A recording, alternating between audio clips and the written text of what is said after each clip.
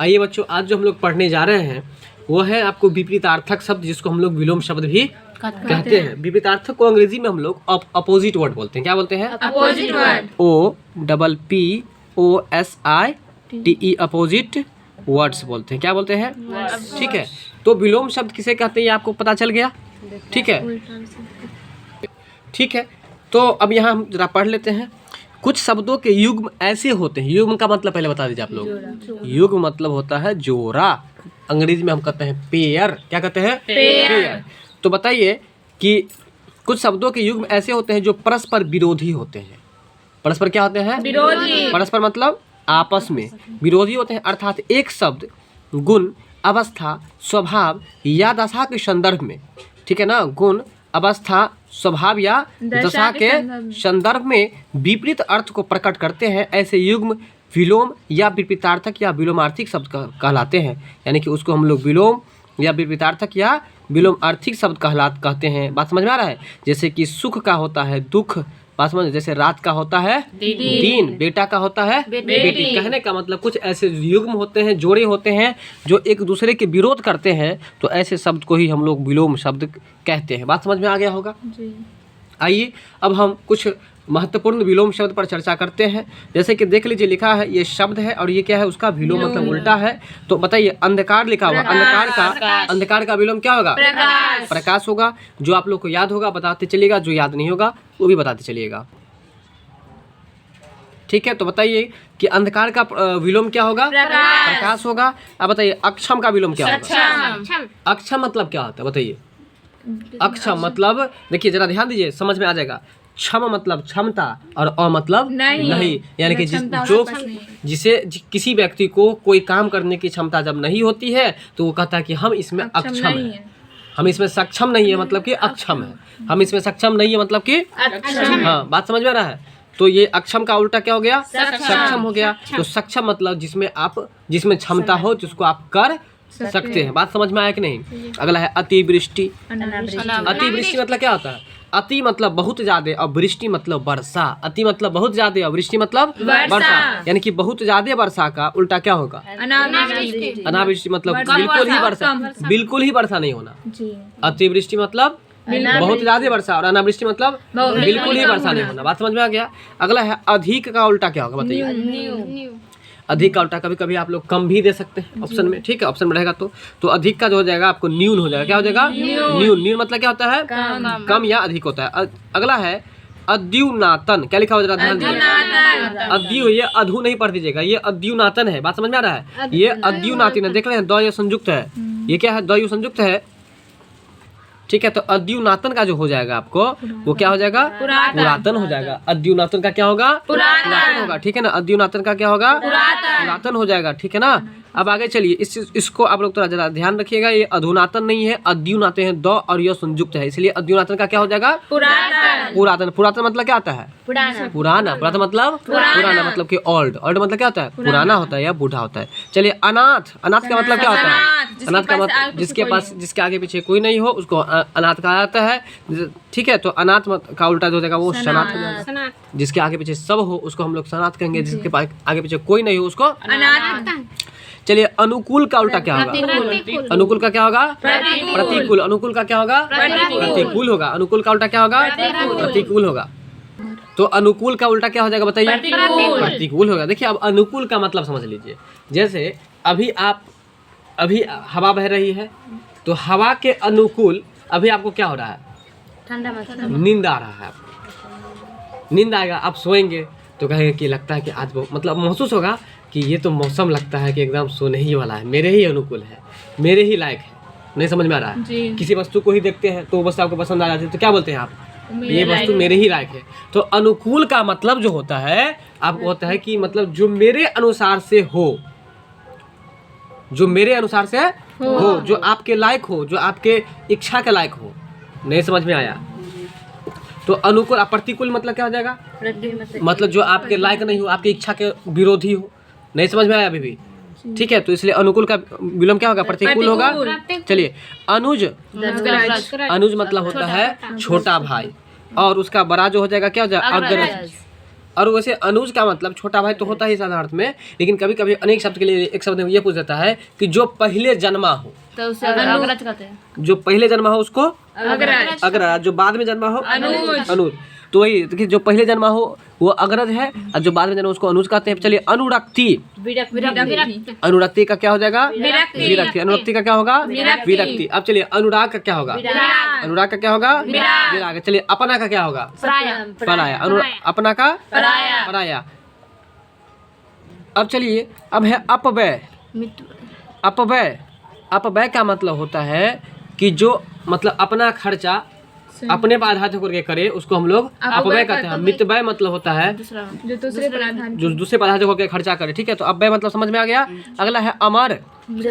अमर मतलब क्या होता है? जो कभी न मरे उसे अमर कहते हैं। और जिसका मरना निश्चित हो उसको हम लोग मर्त्य कहते हैं। क्या कहते हैं? मर्त्य कहते हैं। चलिए आगे है अमीर। ठीक है, अमृत। जो याद होगा आप लोग को, ज्यादा हम चर्चा नहीं करते हैं। अमीर, रिपीट है, ठीक है ना। चलिए अर्थ, आप लोग नहीं बोलते हैं, है ना। किसी तरह का कोई घटना हो जाता है, अनायास घटना, तो हम लोग बोलते हैं कि अरे बाप रे ये तो अनर्थ हो गया, ये कैसे हो गया। तो अर्थ का अनर्थ, अर्थ का अनर्थ। ठीक है, अब चलिए अल्पायु। अल्पायु को यदि हम तोड़ते हैं तो क्या होगा? संधि विच्छेद।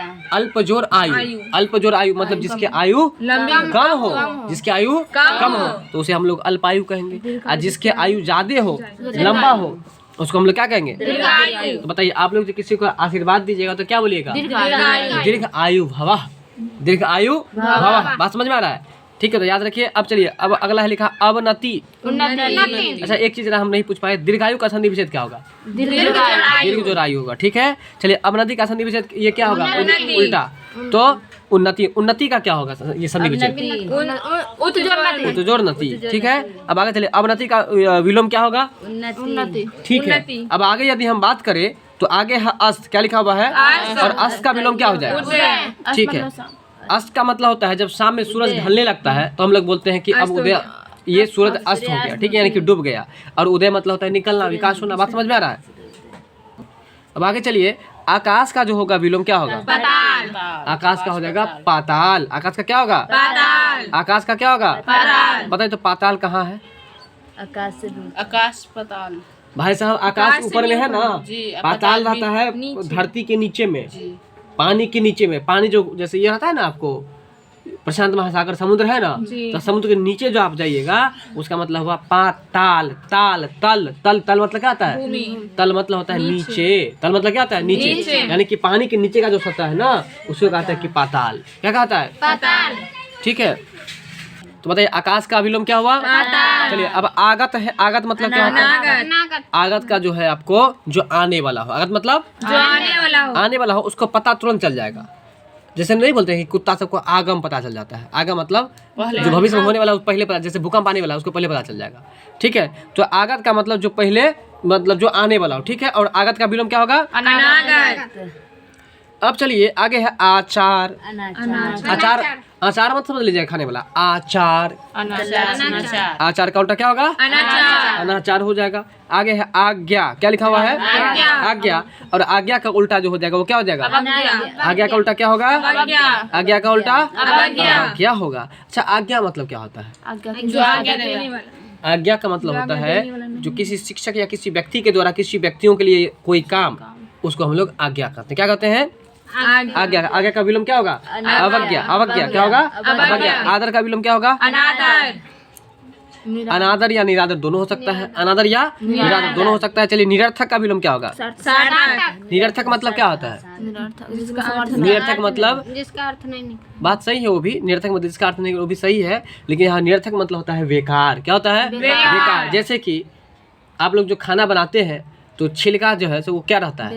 आपके लिए बेकार रहता है, मतलब वो निरर्थक रहता है। ठीक है, तो निरर्थक मतलब बेकार और निरर्थक का विलोम सार्थक। अच्छा, आदर मतलब क्या होता है? इज्जत करना। आदर मतलब इज्जत करना। ठीक है, निर्बल मतलब निर्बल, जिसके पास बल नहीं हो। चलिए बताइए आप लोग, आज्ञा का क्या होगा? अवज्ञा होगा। अच्छा, इसका आदर का क्या होगा? अनादर। इसका चलिए निरर्थक का क्या होगा? सार्थक। निरर्थक मतलब क्या बताए थे? बेकार। निर्बल का मतलब क्या होगा ये बताइए। निर्बल का मतलब पूछ रहे हैं जिसके पास बल नहीं हो, और सबल मतलब जिसके पास बल हो। आगे है न्याय, क्या लिखा हुआ है? न्याय का क्या होगा? अन्याय। न्याय का क्या होगा? अन्याय। इसके बाद है पक्षपाती, क्या लिखा हुआ है? पक्षपाती। पक्षपाती मतलब क्या होता है? जैसे कि कोई पंचायत हुआ, मान चलिए हम इसका पक्ष ले लिए, तो इसको हम लोग कहते हैं पक्षपात। ठीक है। यदि कोई ऐसा व्यक्ति है जो किसी का पक्ष नहीं लिया, तो उसको हम लोग निष्पक्ष कहेंगे।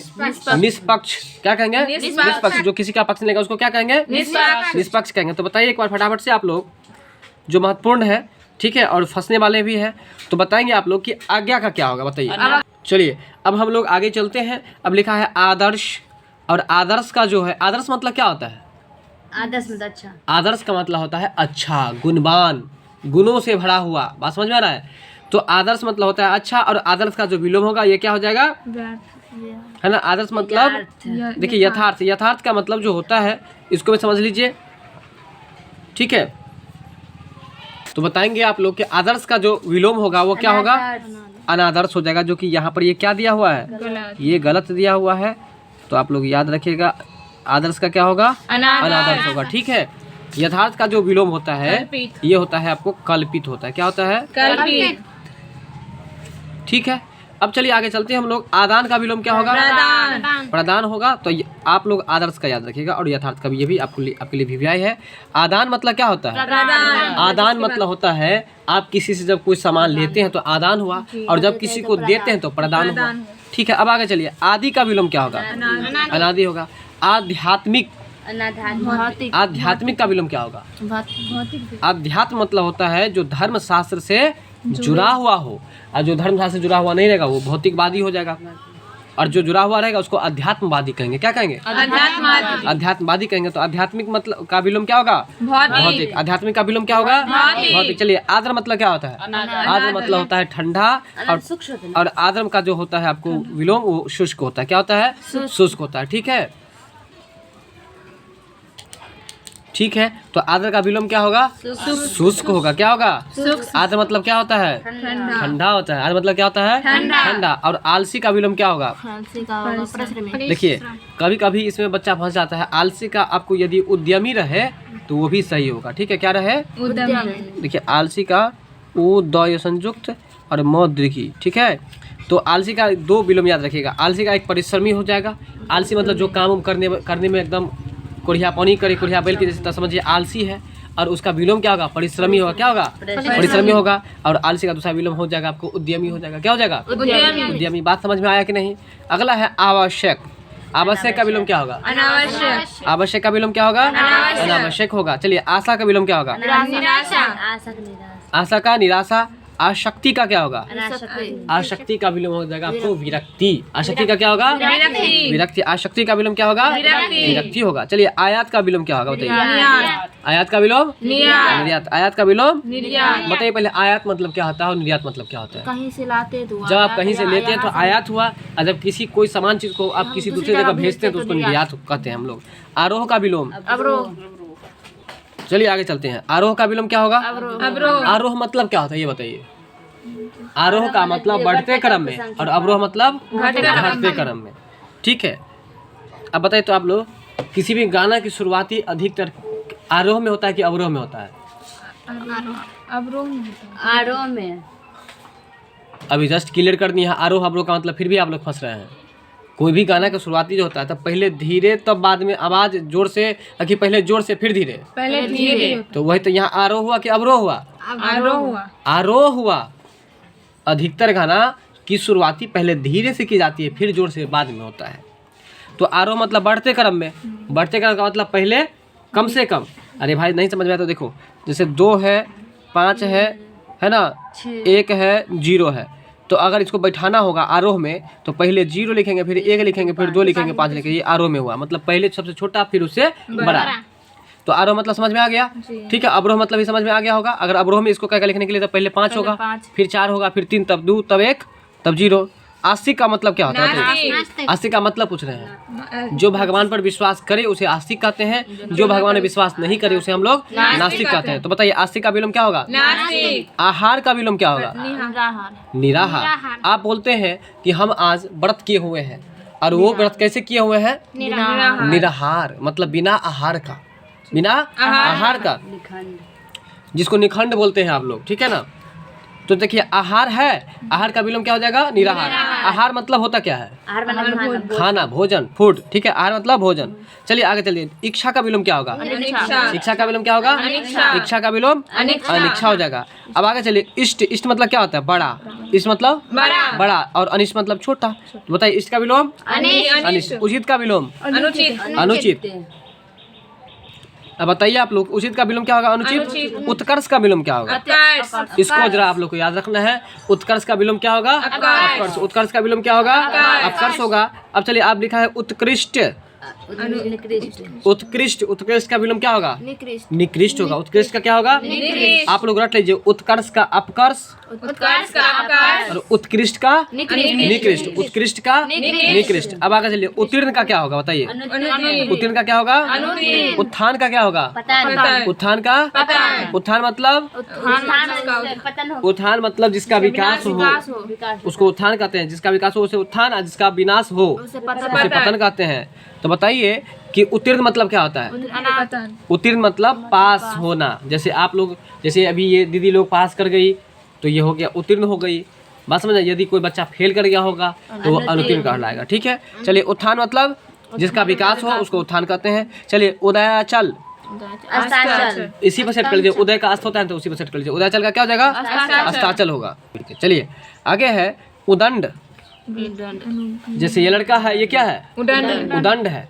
बात समझ में, किसी का कुछ सुनने वाला नहीं है, और जो सुनने वाला है तो ये जैसे कि हाँ ये है सबका सुनने वाला, ये विनर्म है, किसी का सुन के भी नर्म रह जाता है, तो ये विनर्म हो गया। बात समझ में आ रहा है? तो उदंड का क्या होगा? चलिए, उपयोगी का क्या होगा? अनुपयोगी होगा। उपस्थित का क्या होगा?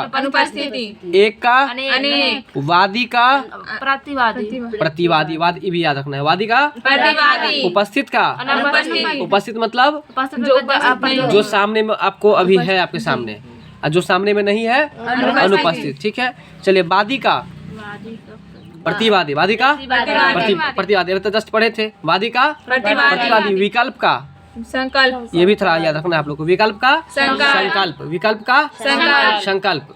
देखिए, विकल्प का मतलब समझ लीजिए। विकल्प का मतलब होता है कि एक को यदि छोड़ देंगे तो दूसरा से भी काम हो जाएगा, तो वहाँ पर ये विकल्प कहलाएगा। जैसे कि 4 ऑप्शन आपको रहता है परीक्षा में, उसको बहुवैकल्पिक प्रश्न कहा जाता है। यानी कि अगर एक ऑप्शन नहीं होगा तो हम लोग दूसरा पर देखते हैं, लेकिन जब संकल्प कर लीजिएगा, तो संकल्प करने का मतलब है कि जो चीज़ आप सोचे वो चीज़ करके ही रहेंगे, तो उसको हम लोग संकल्प कहेंगे। उसको क्या कहेंगे? संकल्प कहेंगे। क्या कहेंगे? संकल्प कहेंगे। क्या कहेंगे? अब बताइए, विधवा मतलब क्या होता है? विधवा मतलब पूछ रहे हैं, जिसका पति मर गया हो, जिसके पति मर गए हो उसको विधवा कहते हैं। जिसकी पत्नी मर गए हो उसको सधवा कहते हैं। अगर बताइए कि किसी लड़का की पत्नी मर गई हो तो उसको क्या कहेंगे? सधवा कहेंगे। चलिए, विपिन का उल्टा क्या होगा? विपन का। विपन का हो जाएगा आपको संपन्न। विपन का क्या होगा? विपन का क्या होगा? संपन्न होगा। विधवा का क्या होगा? और विपन का क्या होगा? संपन्न होगा। बात कुछ समझ में आ रहा है? अब आपका अगला है परतंत्र है। क्या लिखा हुआ है? परतंत्र। परतंत्र का मतलब होता है, देखिए जैसे ही पर आए ना, तब पर मतलब होता है जो दूसरे पर आधारित हो। यानी कि परतंत्र का मतलब होता है कि आपको स्वतंत्र नहीं, स्वतंत्र मतलब आज़ादी।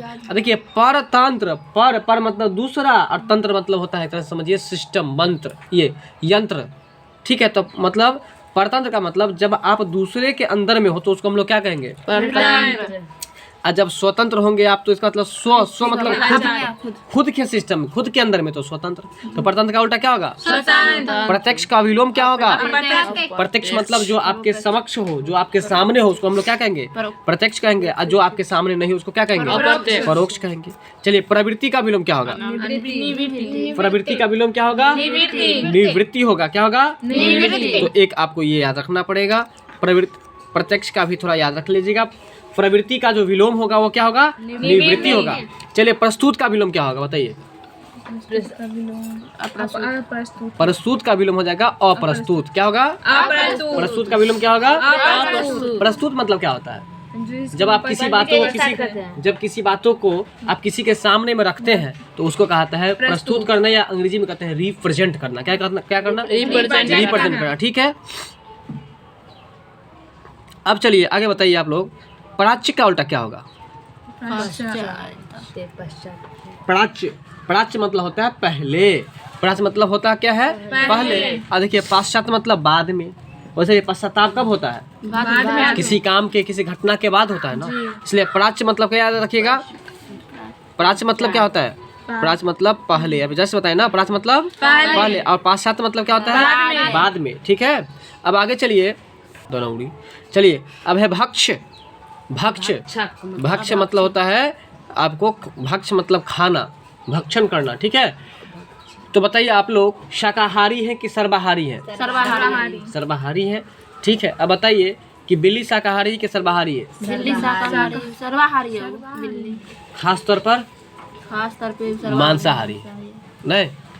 चलिए भक्ष का विलोम क्या होगा? अभक्ष होगा। भूषण का विलोम क्या होगा? तो भूषण से दूषण याद आ जाएगा, तो खत्म कीजिए इसको। महात्मा का क्या होगा? दुरात्मा। महात्मा का क्या होगा? ये होगा दुरात्मा होगा। महात्मा का क्या होगा? अब देखिए ये भी आपको याद रहेगा, क्योंकि आप लोग परमात्मा में हो सकता है कि कहीं आप मार नहीं थे। ठीक है, जैसे कि इनको गलती हुआ है, तो देखिए महात्मा का मतलब अगर इसको तोड़िएगा ना तो होता है महान जोर आत्मा। तो मतलब जिसका आत्मा महान हो उसको हम लोग महात्मा कहेंगे, और जिसका आत्मा अगर महान नहीं हो, अरे गाँव घर में देखिए दूर छिया किसको करते हैं? जो खराब है, तो दूर छिया यानी कि दुरात्मा। तो जिसका आत्मा महान हो उसको क्या कहेंगे? और जिसका आत्मा महान नहीं हो, बुरा जिसका आत्मा हो, कुपट मन में हो। चलिए मौखिक का उल्टा क्या होगा? जब आप अगर आपसे हम 10 क्वेश्चन पूछ दे तो ये मौखिक होगा कि लिखित होगा? देखिए मुख के द्वारा जो कोई काम होता है तो उसे मौखिक कहते हैं, और लिख करके जब कोई काम होता है उसे हम लोग लिखित। तो मौखिक का उल्टा लिखित। विलोम विपितार्थक लिखित। भाई बात तो बराबर है ना है। चलिए यथार्थ का विलोम बताइए आप लोग। आ गया? यथार्थ का विलोम क्या आया? कल्पित। यथार्थ का विलोम कल्पित। देखिए हम आपको बताए थे रहित मतलब क्या होता है? मतलब नहीं रहना। देखिए सहित मतलब अब समझ में आया? रहित मतलब नहीं रहना, और सहित मतलब रहना। चलिए अब आपका है लौकिक। क्या है? लौकिक का क्या होगा?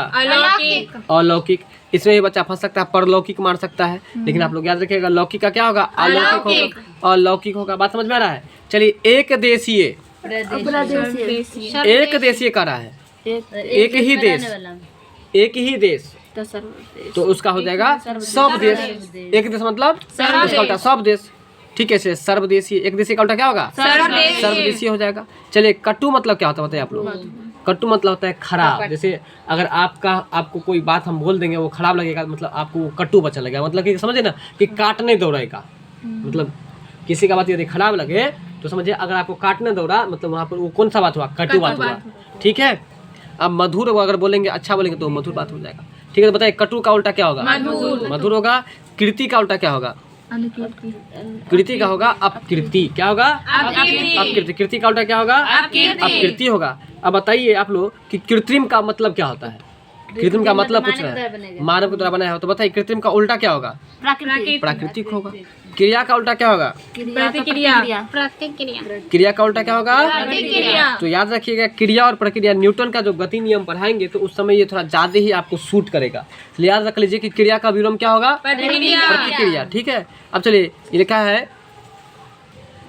है कि ग्राह्य मतलब ग्रहण करने वाला, और अग्राह्य मतलब ग्रहण करने योग्य जो नहीं हो उसको अग्राह्य कहेंगे, और ग्राह्य मतलब क्या होगा? ग्रहण करने वाला। बस इसमें एक चीज अंतर है, देखिए इसमें केवल अ लग गया है। क्या लग गया है? अ लग गया। तो ग्राह्य का उल्टा क्या हो जाएगा? अग्राह्य हो जाएगा। ग्राह्य का उल्टा क्या हो जाएगा? अग्राह्य हो जाएगा। बताइए चंचल का उल्टा क्या होगा? चंचल मतलब क्या था? यदि कोई बच्चा खूब बोलता है, हम लोग क्या बोलते हैं कि बच्चा लगता है बहुत चंचल है, तो चंचल का उल्टा क्या होगा? स्थिर होगा। अब आगे चलिए जड़ का उल्टा क्या होगा? जड़ का उल्टा क्या होगा? ऐसा नहीं कि जड़ का कितना आदमी छिप मार दीजिएगा आप लोग। ठीक है ना, जड़ का उल्टा क्या होता है? चेतन। जड़ का उल्टा क्या होता है? चेतन। अब आगे चलिए जड़ का उल्टा क्या होगा? जागृति मतलब क्या होगा? देखिए जागृति मतलब जगने की बात हो रही है, ठीक है। तो जागृति का उल्टा जो हो जाएगा सुसुप्ति। क्या होगा? सुसुप्ति। बोलिए सुसुप्ति। ये आपके लिए मोस्ट भी आई है, इसको याद रखिएगा। कुछ नया क्वेश्चन आया है, इसका है तामसिक। तामसिक मतलब क्या होता है? जो मांस मछली जैसा भोजन करे, अंडा मुर्गा, उसको हम लोग तामसिक भोजन कहते हैं। तो तामसिक मतलब हो गया, समझ में आ गया ना, कि मांस मछली सबसे जुड़ा हुआ, ठीक है। और सात्विक मतलब जो सात्विक मतलब जो आपको मांसाहारी वगैरह नहीं हो, साग सब्जी ये सब सात्विक उसको कहा था, ठीक है। तो चलिए अब दुर्लभ का विलोम क्या होगा? तामसिक का भी याद रखिएगा, सात्विक हो जाएगा। दुर्लभ का विलोम क्या होगा? सुलभ। दुर्लभ मतलब खराब। दुर्लभ का मतलब होता है जो आपको आसानी से नहीं मिल सके, उसे दुर्लभ कहते हैं। जो आसानी से मिल जाए उसे हम लोग सुलभ कहते हैं। नहीं समझ में आया? चलिए अब है दृश्य। दृश्य मतलब क्या होता है? दृश्य का मतलब होता है देखने योग्य, मतलब देखने वाला। दृश्य मतलब देखने वाला, और अदृश्य मतलब नहीं देखने वाला। चलिए निरक्षर का मतलब बताइए। निरक्षर का मतलब पूछ रहे हैं। मतलब जो पढ़ा लिखा नहीं जो पढ़ा लिखा नहीं हो उसको निरक्षर कहते हैं, जो पढ़ा लिखा हो साक्षर कहते हैं। अब बताएंगे आप लोग कि सुगंध का विलोम क्या होगा? ये आपको पहले से पता है ना। सु मतलब अच्छा और गंध मतलब तो गंध, यानी कि जब अच्छा गंध होगा तो उसको सुगंध कहेंगे, और जब खराब गंध होगा तो उसको दुर्गंध कहेंगे। चलिए अब आगे चलिए। सेवक। सेवक मतलब क्या आता है? जो सेवा करने वाला। सेवा करने वाला, यानी कि नौकर भी कह सकते हैं उसको, ठीक है। तो सेवक का जो विलोम हो जाएगा वो स्वामी हो जाएगा। क्या हो जाएगा? स्वामी। सेवक का विलोम क्या होगा? स्वामी। तो देखिए हम बताते हैं, अभी जस्ट बताते हैं। सेवक मतलब क्या बताते हैं? नौकर। तो नौकर का कोई ना कोई मालिक होगा ना, तो स्वामी मतलब मालिक भी होता है ना, इसलिए याद कर लीजिए कि सेवक का विलोम क्या होगा? स्वामी होगा। स्वदेश का मतलब क्या होता है? स्वदेश मतलब देखिए, स्व मतलब अपना, आदेश मतलब देश, यानी कि अपना देश का उल्टा क्या हो जाएगा? विदेश। या कहीं पर अगर परदेश हो तो वो भी आप मार सकते हैं, ठीक है। तो बताइए स्वदेश का विलोम क्या होगा? स्वदेश का विलोम क्या होगा? तो विलोम हो जाएगा विदेश। अब चलिए हानि का विलोम। हरास का विलोम। देखिए हरास का मतलब होता है, आप पढ़ते हैं क्वेश्चन कि ओजोन परत का क्या हो रहा है? हरास हो रहा है। हरास मतलब कमना। हरास मतलब अब वृद्धि, उसका उल्टा हो जाएगा। नहीं समझ में आया? समझ में आ रहा है कि नहीं? चलिए हरास का विलोम वृद्धि। हरास मतलब कमना। चलिए अब अगला प्रश्न है, साकार का विलोम क्या होगा? साकार मतलब क्या होता है? जिसका कुछ न कुछ आकार हो उसको हम लोग साकार कहते हैं, और जिसका कोई आकार नहीं हो उसको हम लोग निराकार कहते हैं। जैसे मुस्लिम का जो देवता है, कोई आकार नहीं। मस्जिद में जो मूर्ति रहता है उसमें कोई मूर्ति रहता है? नहीं रहता है, मतलब कोई आकार नहीं, बस पश्चिम की ओर घूम करके इसका नमाज अदा करना है, ठीक है। तो साकार का विलोम निराकार। साकार मतलब जिसमें कुछ न कुछ आकार हो, और निराकार मतलब कोई आकार ना हो। ठीक है। तो अब बताइए आप लोग कि साकार का विलोम क्या होगा? तो निराकार होगा। और बताएं कि साकार का मतलब क्या होता है? जिसका कुछ न कुछ आकार हो उसको हम लोग साकार कहते हैं, ठीक है। और निराकार मतलब जिसका कोई आकार नहीं हो उसको हम लोग निराकार कहते हैं, ठीक है। अगला है लुप्त। लुप्त का मतलब क्या होता है बताइए? मतलब खत्म। जिसका मतलब जिसको आप कहीं इधर उधर नहीं देख पा रहे हैं, समझ लीजिए वो लुप्त हो गया, बिला गया, उसको हम लोग लुप्त कहते हैं, ठीक है। लुप्त मतलब जो बिला गया, जिसका पतन हो गया, ठीक। तो लुप्त का जो विलोम होगा वो क्या होगा? प्रकट। लुप्त का क्या होगा? प्रकट होगा। लुप्त का क्या होगा? प्रकट होगा, ठीक है। लुप्त का क्या होगा? ठीक है। अब चलिए रुग्ण मतलब क्या होता है? रुग्ण मतलब होता है बीमार। रुग्ण मतलब क्या होता है? बीमार। तो बीमार का उल्टा क्या होगा? स्वस्थ। रुग्ण का उल्टा क्या होगा? तो स्वस्थ हो जाएगा, ठीक है। लुप्त का उल्टा बताइए। लुप्त का प्रकट। और लुप्त मतलब बताइए? लुप्त मतलब बिलाना, जो बिला गया, ठीक है, यानी कि जो पतन हो गया, ठीक है। रुग्ण मतलब बीमार। अब उसका उल्टा क्या होगा? रुग्ण का उल्टा क्या होगा? स्वस्थ हो जाएगा। चलिए अब आपका अगला प्रश्न है, अगला शब्द है विरोध का विलोम क्या होगा बताइए? देखिए विरोध का मतलब पहले आपको पता है? विरोध का मतलब होता है कि आप जो चाहते हैं आपके सामने वाला वो आपके लिए वैसा नहीं चाहता है। जैसे कि दो पार्टी खड़ा होता है इलेक्शन में, तो वो सोचता है हम जीते, और सामने वाला क्या सोचता है?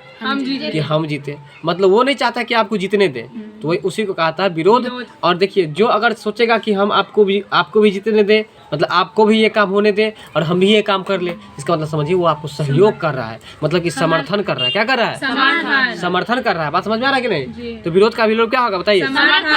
विवाहित का विलोम क्या होगा? ये आपको पता होगा अच्छा से। विवाहित का क्या होगा? अविवाहित, ठीक है। अब अगला है वैध। वैध मतलब होता है जिसको अंग्रेजी में कहते हैं वैलिड। क्या कहते हैं? वैलिड। और जब जो अभी रोल नंबर दे रहे थे तो क्या बता रहा था? इनवैलिड। इनवैलिड मतलब अवैध, इनवैलिड मतलब अवैध, वैलिड मतलब वैध, वैलिड मतलब वैध, ठीक है। तो वैध मतलब क्या होता है समझ लीजिए, जो सही नहीं हो उसको अवैध कहेंगे, और जो सही हो उसको हम लोग वैध कहेंगे। नहीं समझ में आया? जो सही हो उसको क्या कहेंगे? और जो सही नहीं हो अवैध, ठीक है। देखिए वेस्टी लिखा हुआ, क्या लिखा हुआ है? वेस्टी। और वेस्टी का विलोम क्या हो जाएगा?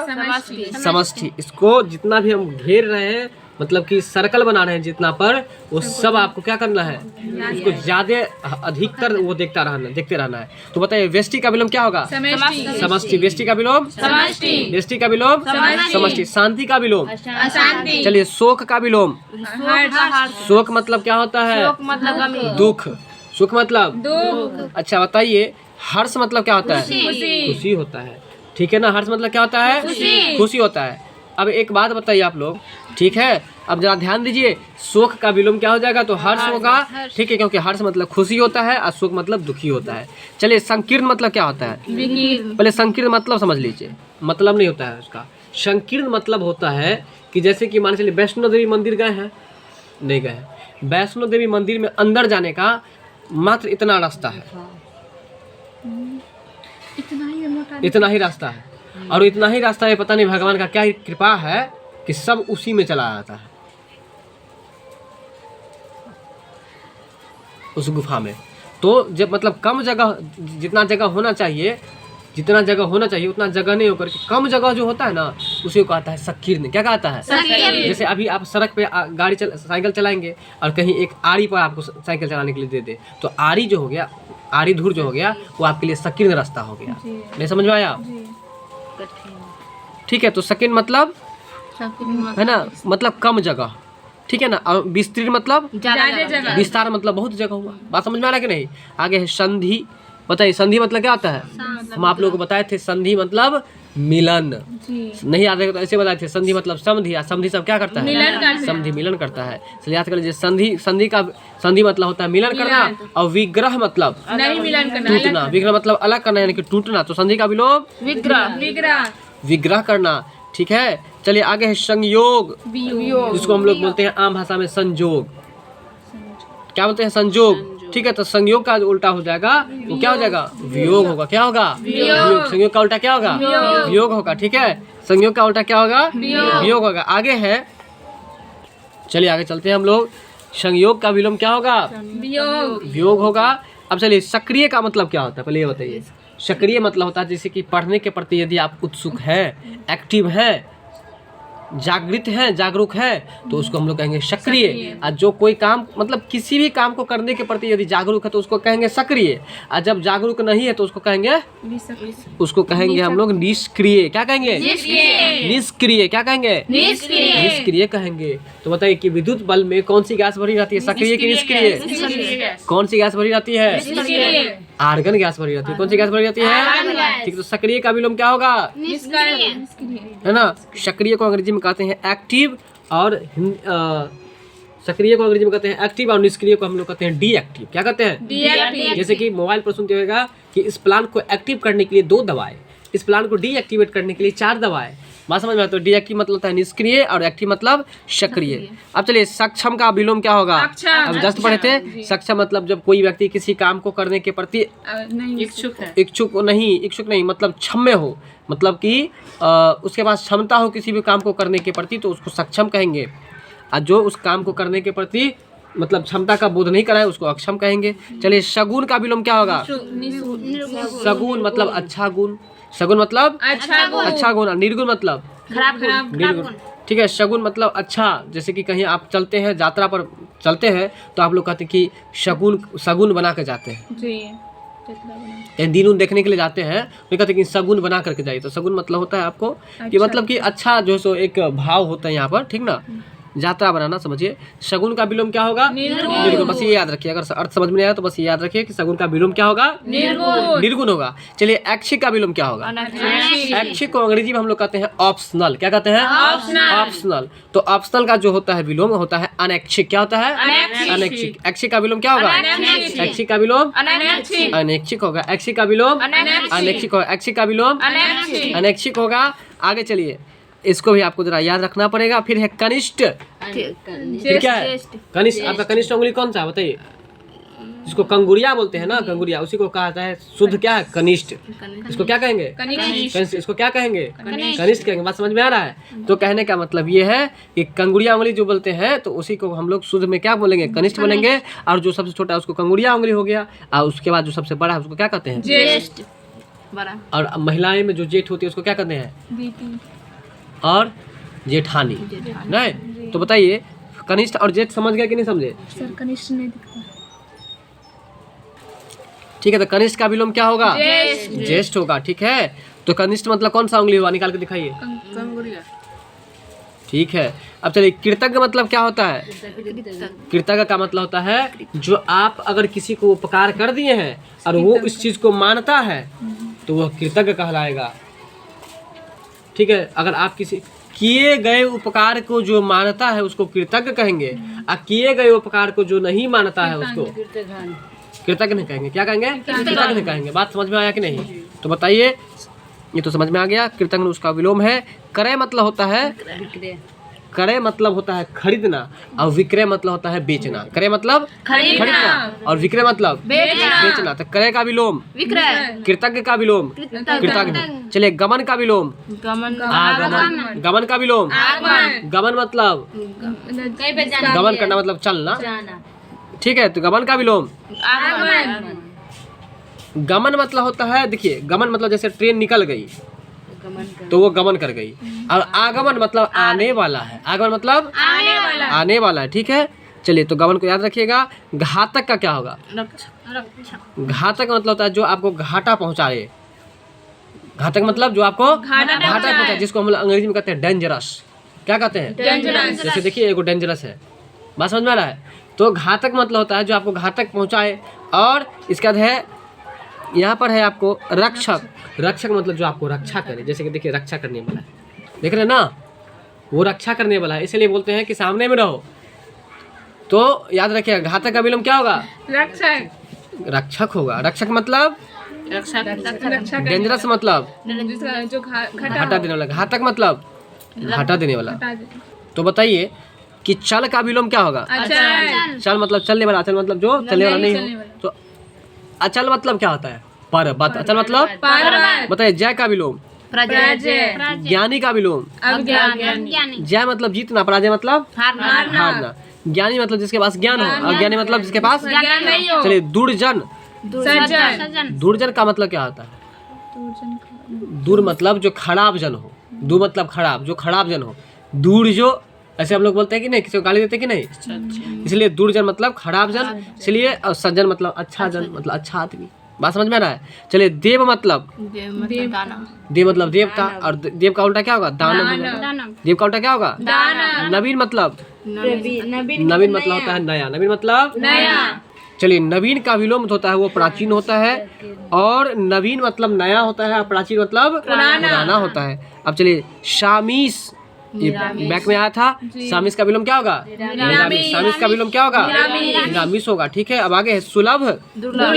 सुलभ मतलब अच्छा नहीं, जहाँ जाना आसान हो, जो करना आसान हो। दुर्लभ मतलब जो करना आसान नहीं हो। जो मिलना आसान नहीं हो। जो करना आसान नहीं। जो मिलना आसान नहीं उसे क्या कहते हैं? दुर्लभ। जो मिलना आसान हो सुलभ कहते हैं। ठीक है, क्या कहते हैं? सुलभ कहते हैं। अब आगे है अस्थाई का विलोम क्या होगा? अस्थाई का विलोम क्या होगा? अस्थाई मतलब समझते हैं ना, जो एक ही जगह एक ही बात पर अटका हुआ हो उसको हम लोग अस्थाई कहेंगे। चलिए स्वाधीन, क्या लिखा हुआ है? स्वाधीन। स्वा द्वय संयुक्त दीर्घिकार है। स्वाधीन का क्या होगा? पराधीन। स्वाधीन का क्या होगा? पराधीन हो जाएगा। जो अपने अधीन में है वो स्वाधीन कहलाएगा, जो दूसरे के अधीन में वो पराधीन कहलाएगा। बस में चलिए, यहाँ पर स्वाधीन नहीं है, स्वाधीन लिखा हुआ है, तो इसको याद रखिएगा आप लोग। तो देखिए यहाँ पर जरा याद रखिएगा, स्वा द या संयुक्त दीर्घी है, लेकिन इसको आप गलत करके चलिएगा, इसको ध कर दीजिएगा। क्या कर दीजिएगा? तो स्वाधीन मतलब जो अपने अधीन में हो, अपने अधीन मतलब अपने अंदर में हो, अपने मन पर हो, जो मन हो जब करेगा अपना, जैसे कि ठीक है ना। हाँ, अपराधीन मतलब जो दूसरे के अंदर में हो, जैसे आप लोग मेरे अंदर में काम कर रहे हैं, बात समझ में ना है। और एक जो है वो स्वाधीन है, अपने मन से जो मन होगा वो करेगा, ठीक है। तो स्वाधीन मतलब समझ गए, अपराधी मतलब भी समझ गए। हे मतलब क्या होता है रहता तब ना घोड़ा। हे मतलब होता है किसी को मतलब खराब दृष्टि से देखना, नीच दृष्टि से देखना, ठीक है। तो हे मतलब हो गया आपको खराब दृष्टि से देखना। और सुल, ठीक है, हे का बस ये याद रख लीजिए, हे का आपको सुल हो जाएगा। क्या हो जाएगा? सुल हो जाएगा। फिर वरदान का क्या होगा? वरदान का हो जाएगा अभिशाप। वरदान का क्या होगा? अभिशाप। मतलब डाइन जोगिन सब है, वो वरदान देगी कि अभिशाप देगी? श्राप देगी ना। श्राप मतलब अभिशाप होता है, ठीक है। चलिए, अभिशाप मतलब श्राप समझ गए। वरदान मतलब भगवान से वरदान देते हैं, नहीं देते हैं। चलिए, सजीव का विलोम क्या होगा? सजीव का लक्षण बताइए। जिससे सांस लेता है, जो पैखाना करता है वो भी सजीव। जो पैखाना करता है सजीव वो भी सजीव है। जो झगड़ा करे वो भी सजीव है। चलिए आगे है, रुचिकर का क्या होगा? रुचिकर मतलब जो खाने में अच्छा लगे। और अरुचिकर मतलब जो खाने में अच्छा नहीं लगे। आई होप कि आपको वीडियो पसंद आई होगी, वीडियो अच्छी लगी होगी। वीडियो अच्छा लगा हो तो लाइक शेयर सब्सक्राइब जरूर कीजिएगा। अगले दिन हम लोग कुछ अभ्यास प्रश्न को लेकर के आएंगे, फिर इसमें हम लोग चर्चा करेंगे। आप लोग देखिएगा कि कितना प्रश्न सही हुआ है। फिलहाल आप लोग इतना ही तक पढ़िए और इसको याद करके आइएगा। अगले क्लास में हम लोग मिलते हैं।